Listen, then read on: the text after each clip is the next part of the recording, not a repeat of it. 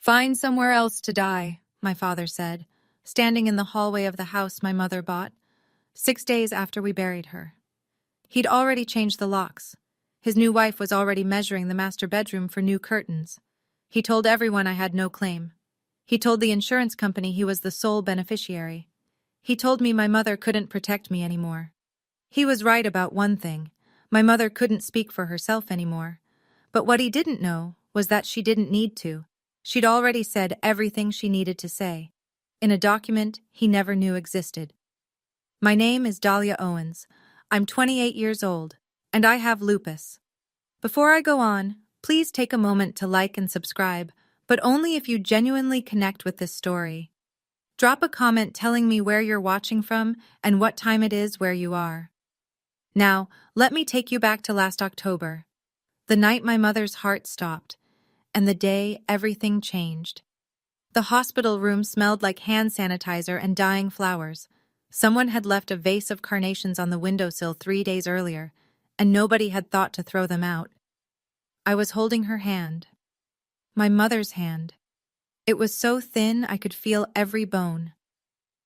Eleanor Grace Owens, the woman who built a financial consulting career from a studio apartment and a library card, weighed 91 pounds. Pancreatic cancer had taken the rest. 14 months. That's what the doctors had given her. She used every single day. Her eyes opened, just barely. She looked at me, and for a second, she was herself again. Sharp, clear, present. "The house is yours, baby," she whispered. "Don't let anyone tell you different." I squeezed her hand. I thought it was the morphine. I thought she was confused, saying things that wouldn't mean anything tomorrow. She closed her eyes. The monitor beeped. Then it didn't. I sat there for 11 minutes before the nurse came in. I know because I counted every second. My father arrived 2 hours later. Denise was with him. His new wife, though he swore she wasn't new, swore they'd only been together a few months. She carried a designer handbag I'd never seen before. Her eyes were dry. Perfectly dry. Richard Owens stood at the foot of my mother's empty bed and said, "At least she's not suffering anymore." He didn't look at me. My hands were swollen. My knees were locked. I was in the middle of a lupus flare so bad I'd been using a wheelchair for the past week. I couldn't stand without the bed rail, and my mother, the only person who ever made sure I could stand at all, was gone. She told me the house was mine. I didn't understand then. I do now. 83 people came to my mother's funeral. I know because Aunt Vivian counted. Eleanor Owens was the kind of woman people remembered. She ran free tax workshops at the community center every spring. She brought soup to every new mother on our block.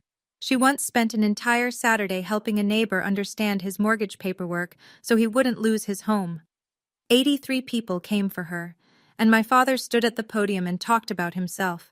"I lost my partner," he said, gripping the edges of the lectern. "My rock. My anchor." He spoke for 6 minutes. He mentioned my mother's name 4 times. He mentioned his own grief 9 times. I was counting. Denise stood in the front row. Black dress, gold bracelet, new, heavy, catching the light every time she moved. She cried exactly when someone was looking at her and stopped exactly when they turned away. I watched her do it 3 times. I sat in my wheelchair near the side aisle. Not the front row. Nobody had saved me a seat there. Aunt Vivian, my mother's older sister, sat beside me. She held my hand the way Mom used to. Firm, warm, like she was keeping me from floating away. "Something's not right with that woman," Vivian whispered, watching Denise dab at dry eyes with a folded tissue. After the service, people lined up to hug Richard. Denise accepted condolences like she was hosting a cocktail party. Gracious nods, soft thank yous, a hand on every arm. I was wheeling myself toward the parking lot when I saw Denise step behind the chapel, phone pressed to her ear. Her voice was low, but I caught every word. "It's done. We can start Monday." She hung up, turned, saw me, smiled. "You should rest, sweetheart," she said. "You look exhausted." 3 days after the funeral. The house still smelled like the lilies people had sent, wilting petals on every surface. Richard called me to the living room. He sat in my mother's armchair, the green velvet one she'd had since before I was born.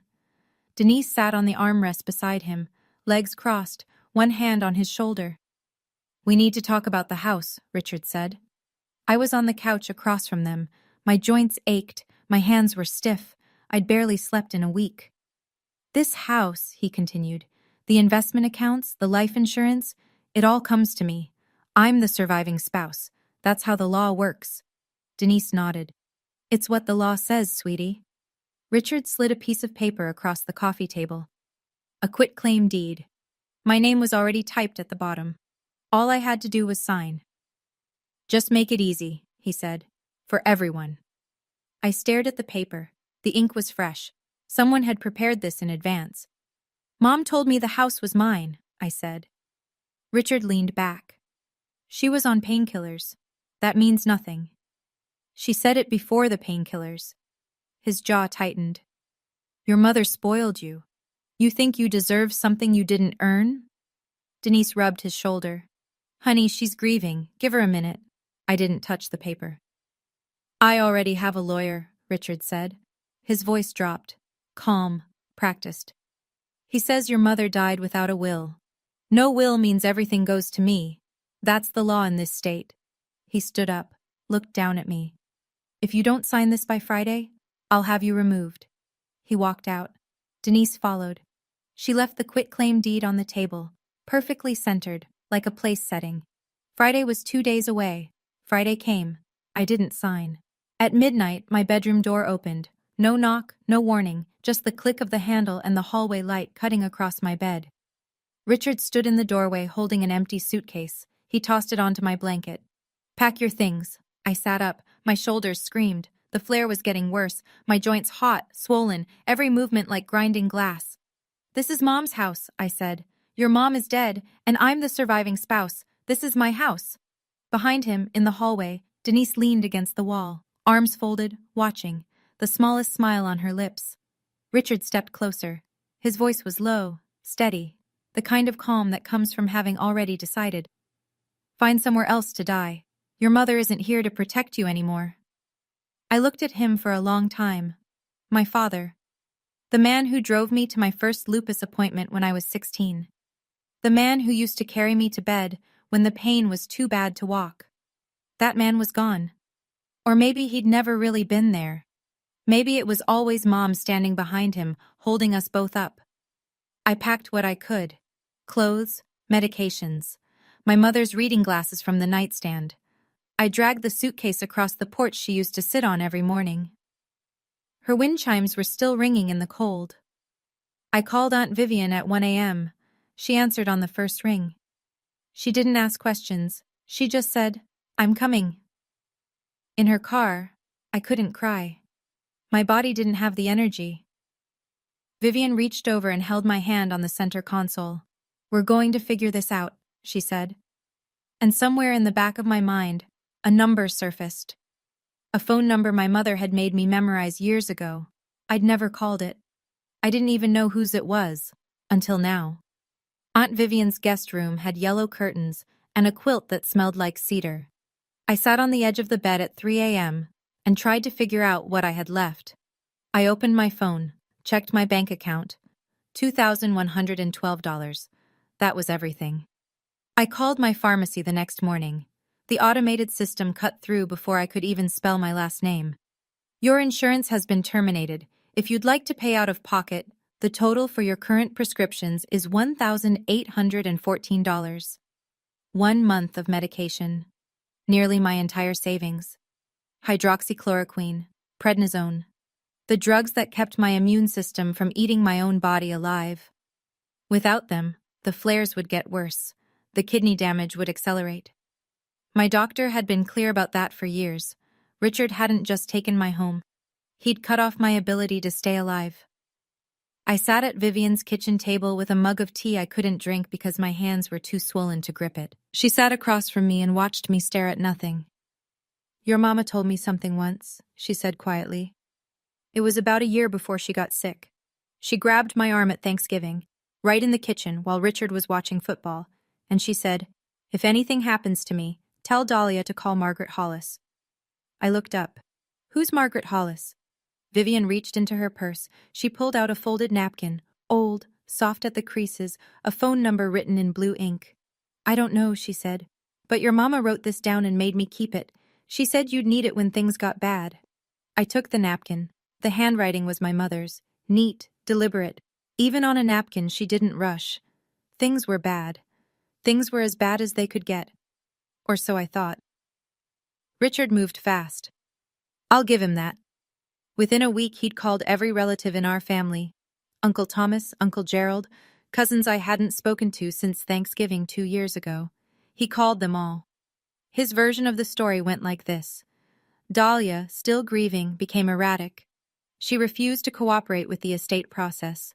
She left the house on her own. She was unwell, physically, and he implied, mentally. She needs help, he told Uncle Thomas. I tried. She wouldn't let me.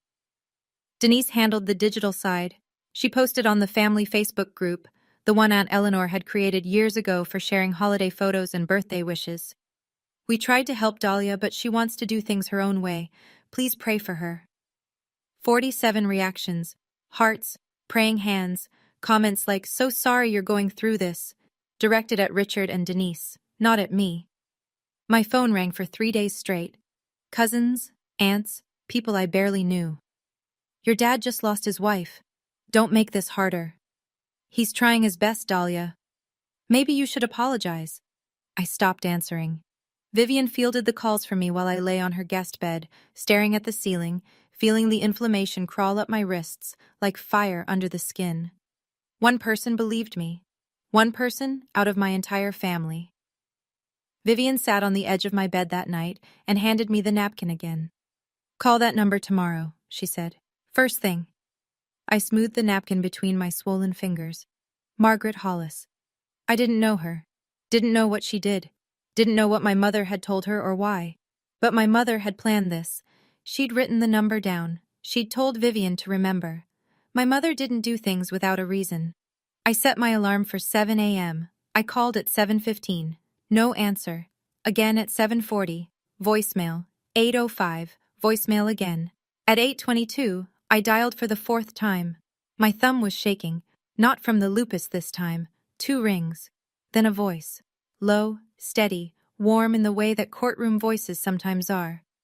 Professional warmth. The kind that makes you trust someone before you know why. Hollis and Crane, attorneys at law. I swallowed. My name is Dahlia Owens. My mother was Eleanor. Dahlia Owens? The voice changed, not louder, closer. Eleanor's daughter? Yes. A pause. 3 seconds, maybe 4. I could hear a chair creak. I've been waiting for your call. I gripped the phone so hard my knuckles turned white. Your mother came to me 3 years ago, Margaret said. She knew this would happen. She prepared for it. 3 years. Before the diagnosis, before the chemo, before Denise ever unpacked a suitcase in our house. My mother had walked into this woman's office 3 years ago and started getting ready for the moment I was living right now. I can't say more over the phone, Margaret continued. Can you come to my office tomorrow, 10 a.m.? Yes, I can. Good. Bring your ID, nothing else. I wrote down the address with a pen Vivian handed me, my hand trembling on the paper. Dahlia, Margaret's voice slowed. Whatever you do, do not sign anything your father gives you, and don't tell him you called me. I won't. One more thing. Your mother told me you'd call when things got bad. She said I'd know because you'd sound exactly the way you sound right now. I couldn't speak. My throat closed around something that felt like a fist. She also told me to tell you, you're going to be okay. The line clicked. I sat on Vivian's kitchen floor with the phone against my chest and breathed. Tomorrow. 10 a.m. Answers. The letter arrived at Vivian's house the next morning, hand-delivered by courier. Cream-colored envelope, heavy paper, the kind lawyers use when they want you to feel small before you even open it. Bradley Knox, Esquire, representing Richard Allen Owens. I read it standing in Vivian's kitchen, still in my pajamas, coffee getting cold on the counter. The language was sharp and clean. Eleanor Owens died intestate, without a valid will. Under state law, the surviving spouse is entitled to the entirety of the marital estate. Ms. Dahlia Owens is hereby directed to cease any and all claims to the Birchwood Lane property and associated financial accounts within 10 calendar days. There was a second paragraph, the one that made my vision blur. Furthermore, our client intends to petition the court for a determination of incapacity regarding Ms. Dahlia Owens, on the basis of her chronic medical condition, which renders her unable to manage her own financial and legal affairs, mentally incapacitated. My own father was trying to have me declared incompetent, not because I couldn't think, because I had lupus. Vivian read the letter over my shoulder. She didn't say anything for a long time. Then she picked up her purse and her car keys. "Get dressed," she said. "We have an appointment in 90 minutes." She drove me to the pharmacy first, paid for my medications out of her own savings, $1,814. She didn't flinch. She just handed over her debit card and said, "Eleanor would have done the same for my kids." In the car, I stared at the letter again. The word incapacity sat in the center of the page like a bruise. My father hadn't just taken my home and my insurance. He was coming for my legal right to fight back. We pulled into Margaret Hollis's parking lot at 9:53, 7 minutes early. I was done being late. Margaret's office was on the second floor of a brick building downtown. Small brass nameplate by the door. No flash, no marble lobby, just quiet competence. I was sitting in her waiting room when my phone rang. Richard. I almost didn't answer. But something in me, maybe the part that still remembered he was my father, picked up. "Sign the paper, Dahlia." "No. You have nothing, no money, no job, no insurance. I have rights. You have lupus, that's all you have." The words landed like a slap, clean, deliberate. He'd practiced that. "Mom wouldn't want this," I said. "Your mom is gone, I'm what's left. Then I'll talk to a lawyer." Silence. Long enough that I could hear Denise whispering something in the background. "What lawyer?" he finally said. "With what money?" I hung up. My hand was trembling. I set the phone face down on the chair beside me and pressed my palms flat against my thighs until they stopped shaking. The receptionist looked at me. She didn't say anything, but she pushed a glass of water across the counter. Vivian was sitting beside me. She'd heard the whole thing. "What did he say?" she asked. I looked at her. "He doesn't know yet." Vivian studied my face. She nodded slowly. She understood. At 10 a.m. exactly, the inner door opened. A woman stood there, early 60s, silver-streaked hair pulled back, reading glasses perched on her nose. She wore a gray blazer over a white blouse. No jewelry except a thin watch. She looked like the kind of person who never raised her voice because she never needed to. "Dahlia," she smiled. Not the sympathetic smile people had been giving me for weeks. A real one. Warm and sure. "I'm Margaret Hollis. Your mother was one of my closest friends. Come in." I spent 2 hours in Margaret's office that morning. She told me things I'll share with you soon. But first, I need to tell you what happened while I was there. Because Denise wasn't sitting still either. My phone buzzed as I was leaving Margaret's building. Dr. Nathan Briggs, my rheumatologist, the man who'd been treating my lupus for 6 years. He never called unless something was wrong. "Dahlia, I need you to know something." His voice was careful, measured. "A woman called my office this morning, identified herself as Denise Owens, said she was your stepmother and legal guardian." I stopped walking. Vivian held my arm. "She requested a full copy of your medical records, treatment history, psychological evaluations, medication lists, everything." "What did you tell her?" "I told her no. HIPAA doesn't allow it. She's not your guardian. She's not on any of your forms." He paused. "But Dahlia," she was specific. She asked about cognitive function. She asked if your condition affects your decision-making. My stomach dropped. "They're building a case," Dr. Briggs said quietly. "They want documentation that says you can't take care of yourself." I leaned against Vivian's car. The October wind bit through my coat. "Can I give you some advice?" he said. "Not as your doctor. As someone who's watched you fight this disease for 6 years. Yes. I can't tell you what to do, but I can tell you, protect yourself." I thanked him. Hung up. Told Vivian everything. She gripped the steering wheel until her knuckles went pale. That woman is evil. That night, I sat on Vivian's guest bed and wrote down everything. Every conversation, every date, every dollar, everything my mother had ever said about the house, the accounts, the future. And I remembered something else, a sentence from years ago when Mom thought I was asleep on the couch. Everything's in my name, baby, not his, mine. She'd been talking to someone on the phone. I never knew who. Now I was beginning to understand. Let me take you back to that morning in Margaret's office, the part I skipped.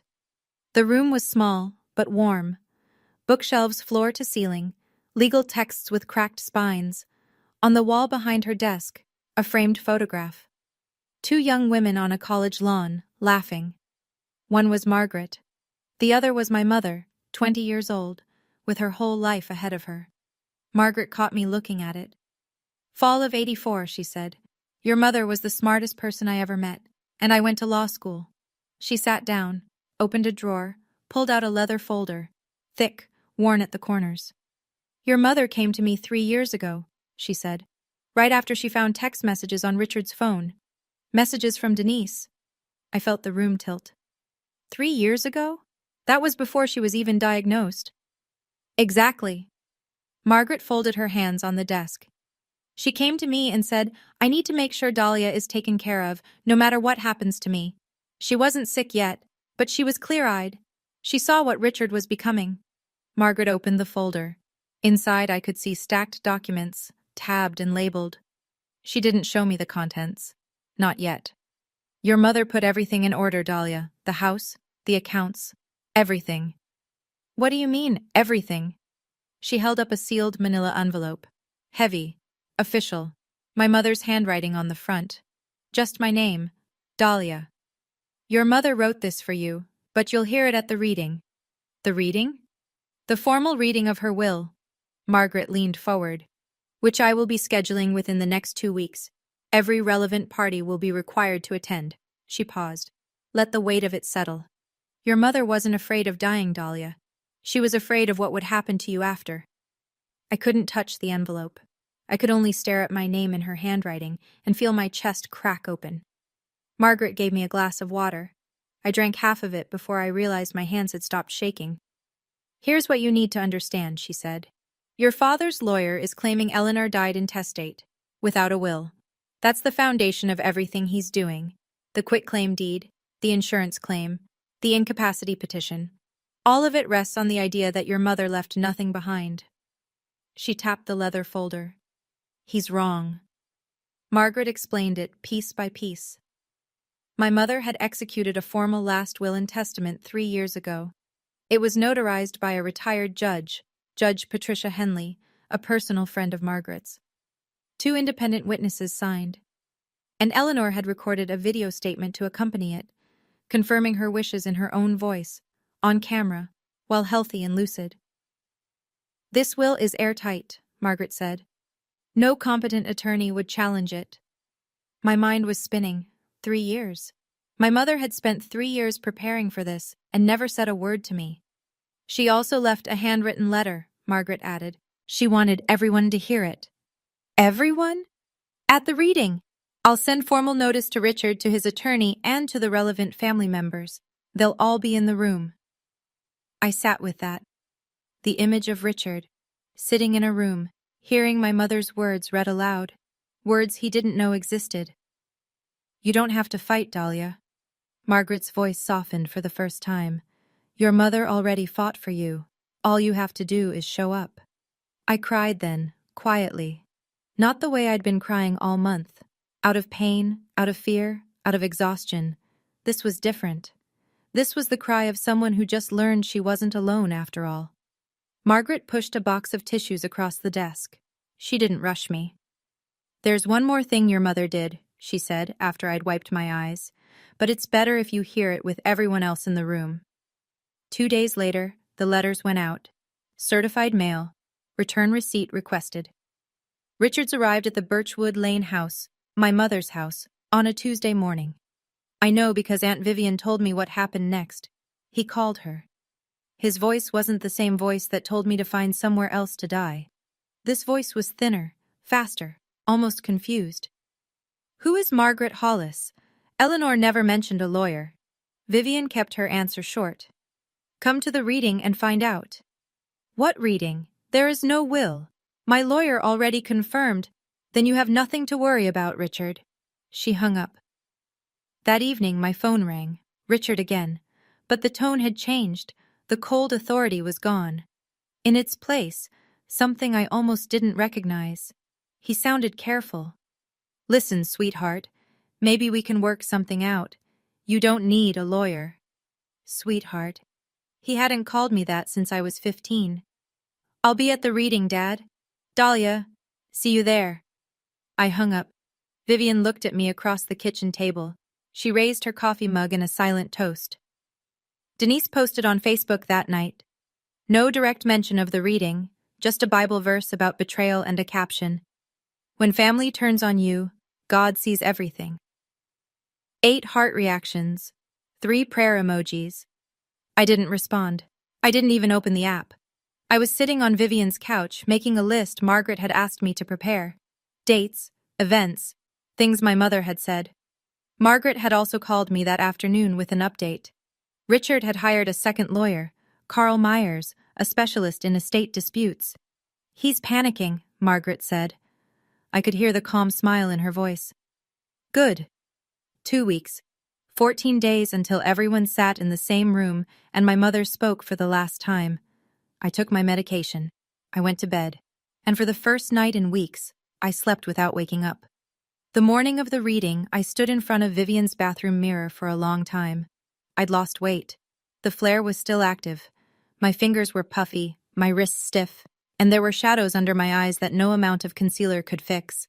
But I put on a clean blouse, a dark blazer Vivian had lent me, simple flats because heels were out of the question. Margaret had said, "Come dressed like you belong." Because you do. Vivian drove. Neither of us spoke. The radio was off, just the sound of tires on wet asphalt and Vivian's turn signal clicking like a metronome. Hollis and Crane occupied a quiet corner office in a brick building on Whitmore Street, 2nd floor. No elevator. I took the stairs one at a time, Vivian's hand on my elbow. The conference room was already set up. Long oak table, 12 chairs, water pitchers at each end. A window overlooking the street, pale October light falling across the carpet. People were already there. Uncle Thomas, my mother's younger brother, gray beard, flannel shirt, hands in his pockets. He nodded at me. Uncle Gerald, Eleanor's baby brother, quiet, sitting at the far end.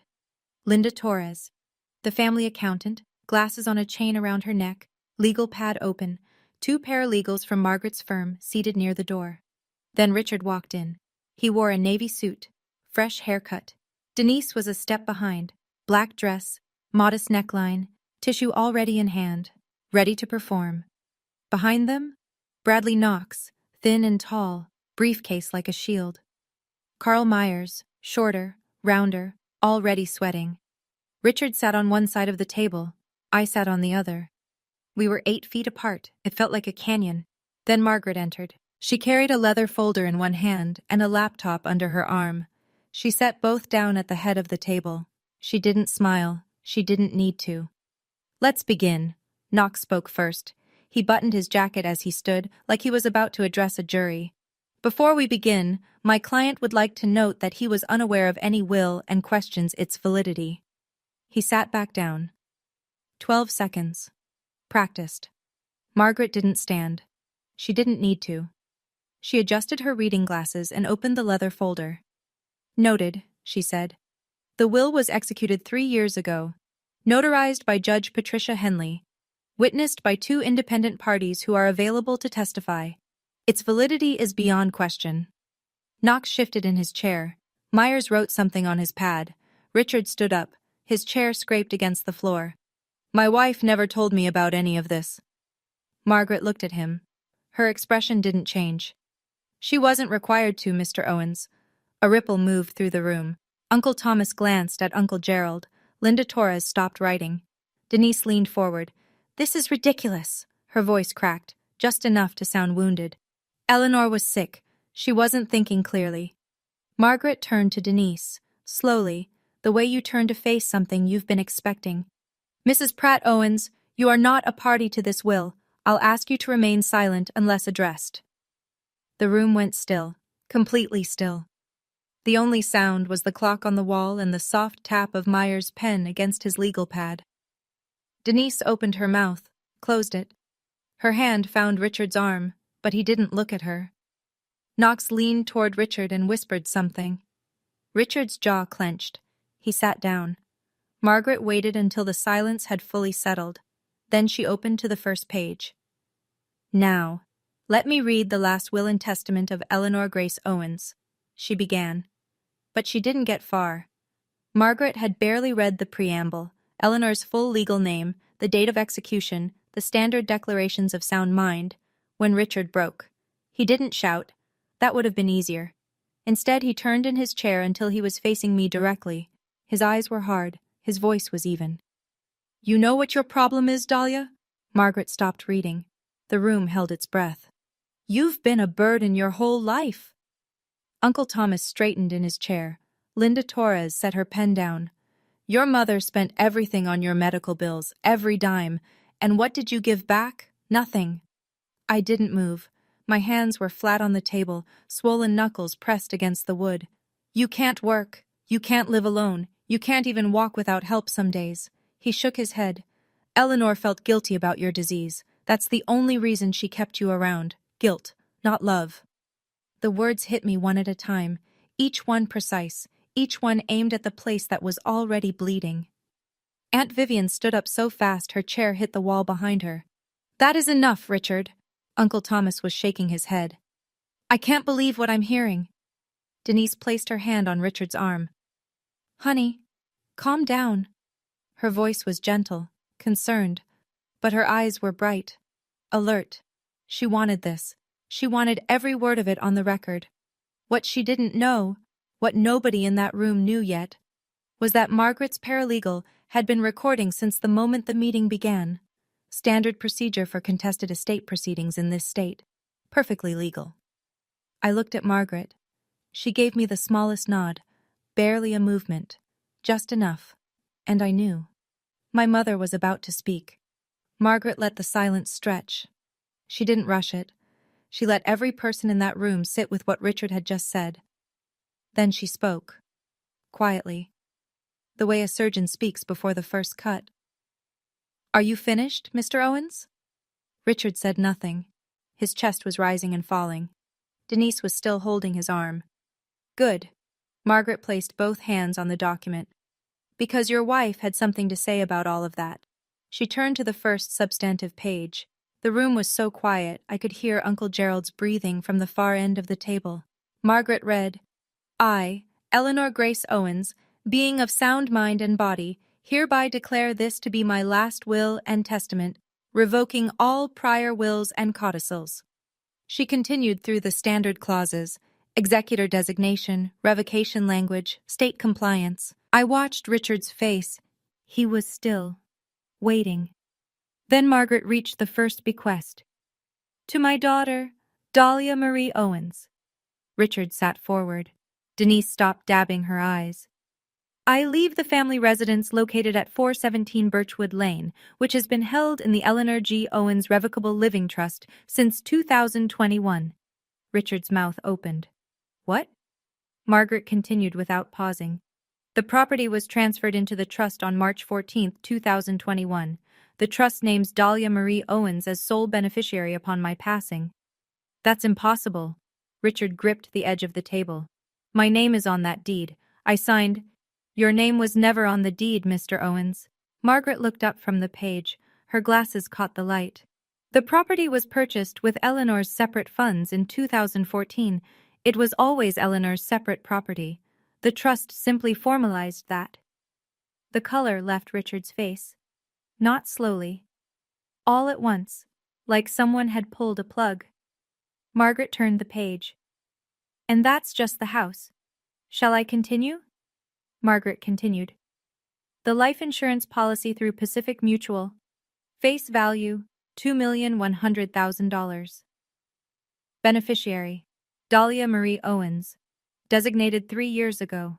Confirmed by the insurer. Richard turned to Knox. Knox shook his head. He was already writing. The Vanguard investment portfolio, valued at approximately $4,200,000, held within the Eleanor G. Owens Revocable Living Trust, sole beneficiary upon death, Dahlia Marie Owens. Uncle Thomas leaned back in his chair. His eyes were wide. The individual retirement accounts at Fidelity, current value approximately $1,800,000. Designated beneficiary, Dahlia Marie Owens. Linda Torres, the accountant, was flipping through her own notes. She looked up at Margaret. Margaret met her gaze and nodded. Linda nodded back. The numbers were clean. The savings account at First National, containing approximately $850,000. Originally a joint account. Eleanor separated it into an individual account on June 12, 2022. The balance passes to Dahlia Marie Owens. Margaret paused. She turned one more page. To Vivian Louise Perry, my beloved sister, $500,000, with my gratitude for a lifetime of love. Vivian pressed her hand to her mouth. She hadn't known. To the Lupus Research Alliance, $200,000, in honor of my daughter's strength. Margaret set the page down. She removed her glasses, looked directly at Richard. To Richard Allen Owens, my husband, $50,000. As a gesture of goodwill and to fulfill my legal obligation to acknowledge his existence in this document. $50,000, out of everything. Richard was gripping the table with both hands. His knuckles were white. Denise sat beside him, perfectly still, staring at the document like it was written in a language she didn't speak. Margaret closed the page. Ms. Torres can confirm all transfers, designations, and trust documents are in order and have been independently verified. Linda Torres spoke for the first time. Confirmed. Richard was on his feet before Margaret finished setting the document down. This is fraud. His voice bounced off the walls. She forged this. Eleanor would never... Knox grabbed his arm. Sit down. He said it twice. Sit down, right now. Richard didn't sit. His hand was pointed at the folder like it was a weapon. Knox turned to Margaret. His voice was controlled, but I could see the strain in his jaw. Can we verify the witnesses?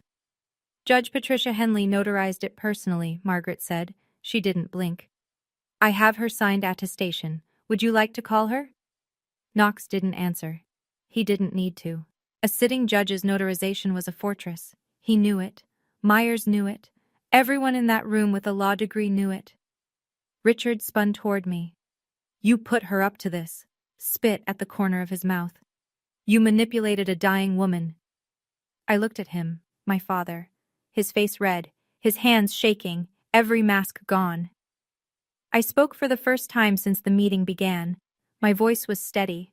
I don't know how. Mom did this 3 years ago, before she was even sick, before Denise moved in. The words hung in the air. I watched them land on every face around the table. Uncle Thomas nodded slowly. Uncle Gerald closed his eyes. Denise stood up. Tears streaming now, real or manufactured, I couldn't tell anymore. This family is tearing itself apart. Eleanor wouldn't want this. Aunt Vivian didn't even look at her. Sit down, Denise. You didn't know Eleanor. I did. Denise froze, then sat. Knox leaned close to Richard's ear. I was near enough to hear the whisper. We can't contest this, not with a judge's notarization and video evidence. Richard looked at Knox the way a drowning man looks at a life raft that's floating away. Video? He said. What video?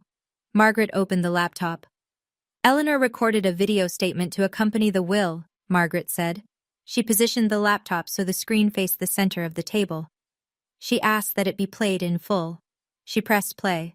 And there she was, my mother, sitting in the living room at Birchwood Lane, the green velvet armchair, the same one Richard had claimed as his, late afternoon light through the window. Her hair was still thick, her face still full. This was before the cancer, before the chemo hollowed her out. She was wearing the blue cardigan I'd given her for Christmas 3 years ago. If you're watching this, she said, then I'm gone. Her voice was clear, calm. The voice I remembered from bedtime stories and doctors' waiting rooms, and every single night she sat beside me during a flare, rubbing my hands until I could sleep. And I'm guessing Richard is sitting in that room right now, angry. I looked at Richard. He flinched, just slightly, like she'd tapped him on the shoulder from somewhere he couldn't see. I want Dahlia to know something. Mom looked directly into the camera. You were never a burden. You are the best thing I ever did. Your lupus doesn't define you. Your heart does. Aunt Vivian grabbed my hand under the table. I put everything in your name because I trust you. Not because I don't love your father, but because I know what happens when grief meets greed. She paused, took a breath. Richard, if you're listening, I hoped you'd prove me wrong. I really did. Uncle Thomas wiped his eyes with the back of his hand. Uncle Gerald's head was bowed. Linda Torres had stopped writing entirely. Richard stared at the screen. His jaw was locked. His hands were flat on the table. He didn't move. Denise's eyes drifted toward the conference room door, and then my mother said, "There's one more thing I need to say. About Denise." My mother's face on the screen didn't change. She didn't look angry. She didn't look bitter. She looked like a woman telling the truth because she wouldn't get another chance. "Denise," she said, "I know you've been seeing Richard since before my diagnosis.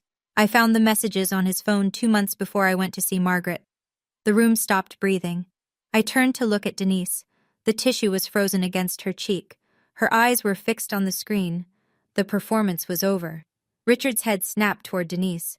"You told me she never—" "I don't say this out of bitterness," my mother continued, her voice cutting cleanly through the room. "I say this because Dahlia deserves to know, and everyone in this room deserves to know, that the decisions I made were based on facts, not feelings." Uncle Thomas's hands were gripping his knees. Uncle Gerald looked at Richard with an expression I'd never seen on his gentle face before. Disgust. Mom went on. "Richard chose Denise before I even started chemo. I chose to protect my daughter." My chest ached, not from the lupus, from the weight of understanding. My mother had known everything. She'd watched her husband fall for someone else while she was still healthy, still present, still making dinner and folding laundry in a house she knew she might lose. And she didn't scream. She didn't beg. She went to a lawyer and built a wall around me. "Dahlia," Mom said. She smiled then. Small, sad, beautiful. "Live your life. Take care of your health. And remember, you don't owe anyone who chose to leave you." The screen went dark. Nobody spoke. Denise picked up her handbag. She stood. She walked to the door, opened it, and left. She didn't look at Richard. She didn't look at anyone. Richard sat alone on his side of the table. No wife, no new wife, just a man in a navy suit, staring at a closed laptop with 12 people watching him become exactly what my mother said he would. Margaret closed the laptop. She placed her glasses back on. When she spoke, her voice was the same as it had been at the start, measured, professional, utterly unshakable.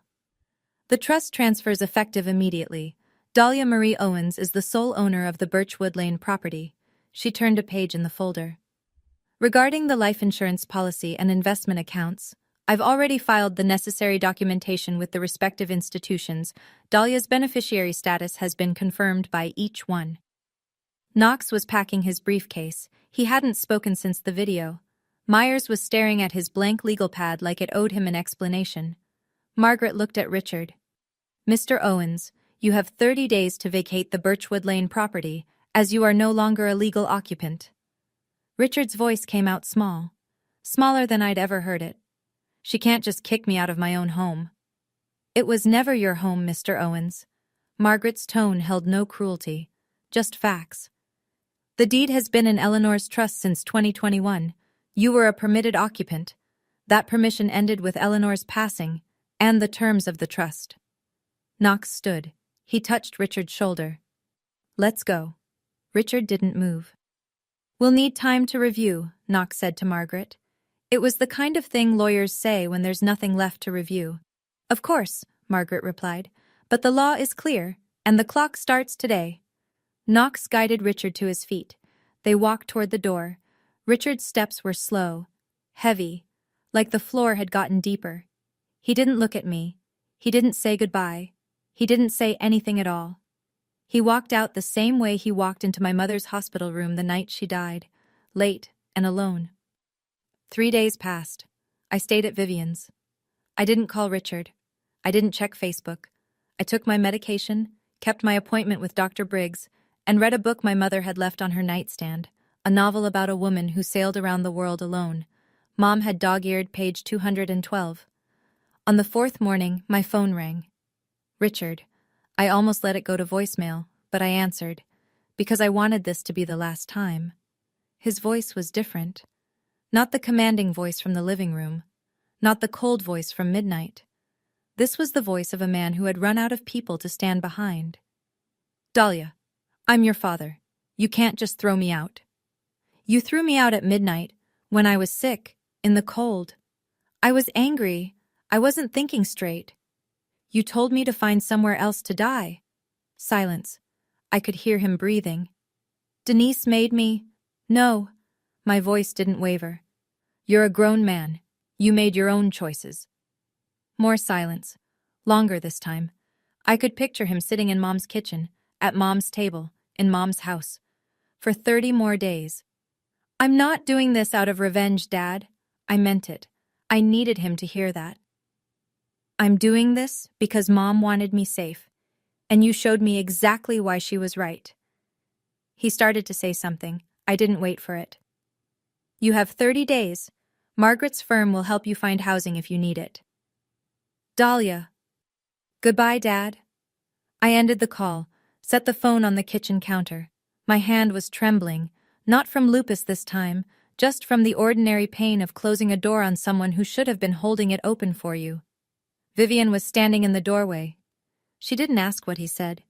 She just walked over and held me. 30 days later, I turned the key in my own front door. Richard had left the week before, moved to Ohio, to his brother's house. He'd taken his clothes, his golf clubs, and a box of tools from the garage. He left everything else. The furniture, the dishes, my mother's things. He left her wind chimes on the porch. I don't know if that was kindness or just forgetting. I chose to believe it was the last decent thing he did. The house smelled like dust and closed windows, and underneath it all, like her. Lavender hand cream. The wool throw she kept on the couch. Coffee beans she stored in the freezer because she swore it kept them fresh. I walked through every room. Kitchen, living room, the hallway where he'd stood that midnight with an empty suitcase. My old bedroom, her bedroom. I stopped in her doorway. The green velvet armchair was where she'd always kept it, by the window, angled toward the garden. On the nightstand beside her bed was something I hadn't expected. A journal, leather-bound. My mother's handwriting on the first page. I opened it. Page after page. Letters. All to me. Dated over 14 months. The entire length of her illness. Some were long, some were just a few lines. She wrote about the weather, about a cardinal that visited the bird feeder every morning, about how she could hear me sleeping through the wall and it was the most comforting sound in the world. The last entry was dated 1 week before she died.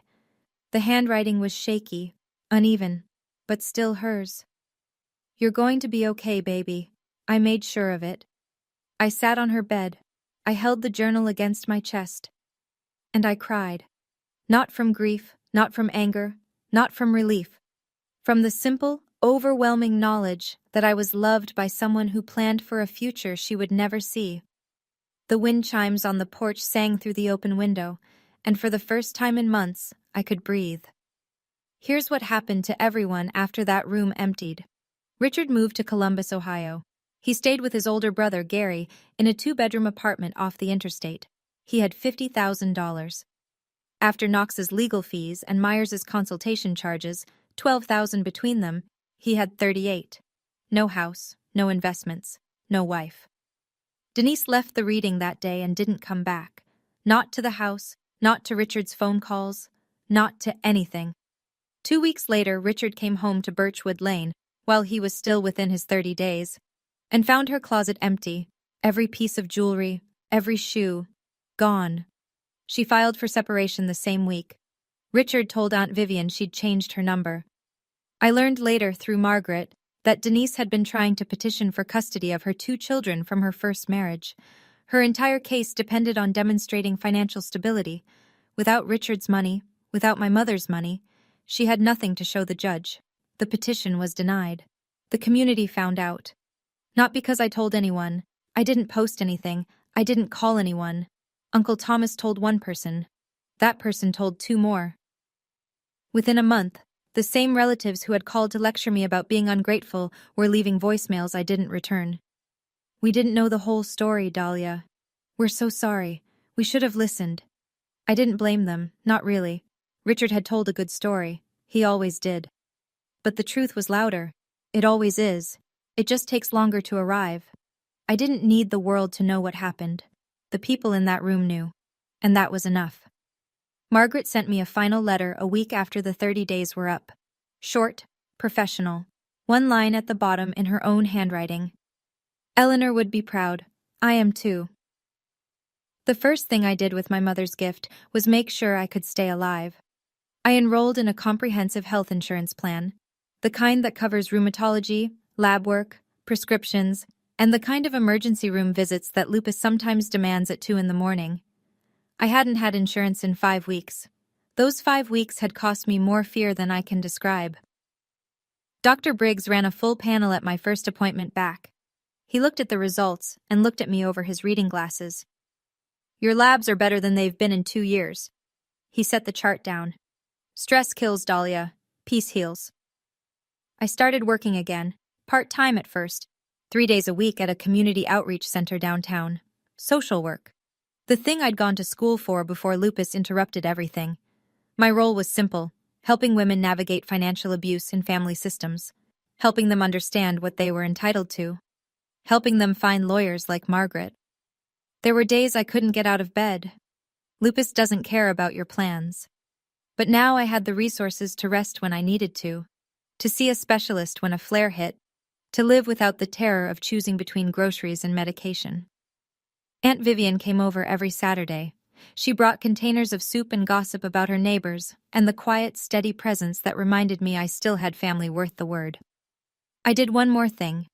I sat down with Margaret and set up a trust of my own, not because I needed to protect myself from anyone, but because my mother taught me what preparation looks like, what love looks like when it thinks ahead. I didn't inherit just money. I inherited my mother's courage, and I intended to use it. 6 months later, a letter arrived. Handwritten, postmarked Columbus, Ohio. I recognized his handwriting before I opened it, tight, slanted right, the same hand that signed my permission slips in elementary school. Dahlia, I made mistakes. I know that now. I miss your mother. I miss you. Can we talk? Dad. I sat with the letter for a long time, on the porch, in Mom's chair, the wind chimes turning slow circles above my head. I didn't feel anger. That surprised me. I expected anger, the way you expect thunder after lightning. But it didn't come. What came instead was something quieter, a clear understanding that some doors need to stay closed, not out of hatred, out of honesty. I went inside. I sat at the kitchen table. I pulled out a piece of stationery my mother used to keep in the hallway drawer, cream paper, her initials embossed at the top. I wrote, Dad, I don't hate you, but I can't trust you, and I won't pretend to, just to make you feel better. If you're serious about changing, start with yourself, not with me. I wish you well. But my door is not open right now, maybe one day, but not today. I folded the letter, sealed the envelope, wrote his address, walked it to the mailbox. I didn't shut the door forever. I want to be clear about that. I didn't make some grand declaration about never speaking to my father again. That would be a different kind of cruelty, and I've had enough cruelty for one lifetime. But I didn't open the door out of guilt either, or loneliness, or because someone told me I should. If that door opens again, it'll be because I'm ready, not because I'm pressured. I went back to the porch. The wind chimes caught a breeze.